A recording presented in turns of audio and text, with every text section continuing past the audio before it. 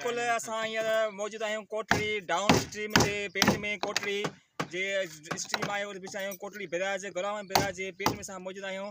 जी तव्हां ॿुधाईंदो हलां त कोटड़ी डाउन स्ट्रीम में पाणी जी मुसलसिल केतिरे असांखे वटि पाणी खोट जे करे जिते मोहाणनि खे ॾुखियाऊं दरपेश आहिनि, फाकाकशी मजबूर आहिनि, जिते मच्छी जो शिकार आहे उनमें घटिताई आई आहे, आबे जीवत जेकी आहे उन नसल तबाह थी वियो। हिते जे ॿेड़ियूं ठाहींदड़ आहिनि उहे पंहिंजो हिते कमु कनि पिया, पंहिंजे सां लॻा पिया आहिनि ऐं सॼी सूरत हाल ते पाण हिते कोटड़ी में मौजूदु आहियूं। इन सां ॻाल्हि ॿोल कंदासीं त इहे सिंधु दरिया में मुसलसिल पाणी खोट ऐं जेको आहे सिंधु दरिया में छटकाई केनाल जेको उन जो कमु बि हलंदड़ आहे, जंहिंजे करे पहिरीं ई सिंधु दरिया डाउन स्ट्रीम पाणी जी मुसलसिल खोट आहे। खोट जे करे हिते जेका बि आबादी पाणी पीअण जी सफ़ा घणी खोट थी वई आहे ऐं सिंधु दरिया में जेको पाणी आहे उहो बि आसे पासे किननि नालनि दुबनि जो पाणी हिन में छोड़ थिए पियो, जंहिंजे करे हितां पाणी जेको इंसानी आबादियूं जेको वापराइनि थियूं उन्हनि खे हेपाटाइटिस, गुर्दनि जूं बीमारियूं, पेट जूं ख़ारिश, चमड़ी जूं बीमारियूं थियनि पियूं।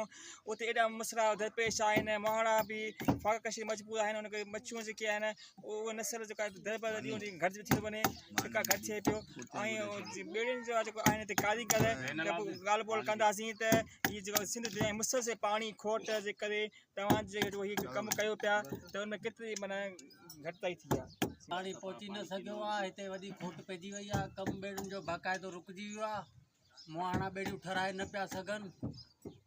जॾहिं माना पाणी आहे न वहक हलंदा हुआ, पाणी सिंधु दरिया पंहिंजे मौजनि में हूंदो हो, हिते माना जेको मच्छी जो जेको शिकार आहे उनमें बि वाध हुई, जंहिंमें ख़ुशहाली हुई। उन टाइम में ॿेड़ियूं तव्हां केतिरियूं माना ठाहींदा हुआ, केतिरियूं कढंदा असां जाम ॿेड़ियूं तक़रीबन कढंदासीं, अञा महीने में 4-5 ॿेड़ियूं कढी वेंदा हुआसीं। हाणे साल जे अंदरि में हिकु ॿेड़ी मस ठही रही आहे ऐं तव्हां सॼो ॾिसी रहिया आहियो कमु, पाणी त बाक़ाइदो आहे ई कोन। पाणी हीअ काठ आहे इहो किथां था माना हे काठ दयार आहे ऐं काठ महांगो आहे, दयार ॿेड़ीअ जो हे काठ माना आहे। हा, मेन काठ ॿेड़ीअ जो आहे दयार काठ आहे माना ॿेड़ी ठहिण में घणा ॾींहं लॻी वेंदा माना? ॿेड़ी में 15-20 ॾींहं लॻी वेंदा आहिनि। केतिरी माना ठहे थी माले थी केतिरी ठहे थी माना? तक़रीबन 5 लख ख़र्च अची थो वञे, 4-5 लख ख़र्चो आहे ॿेड़ी जो।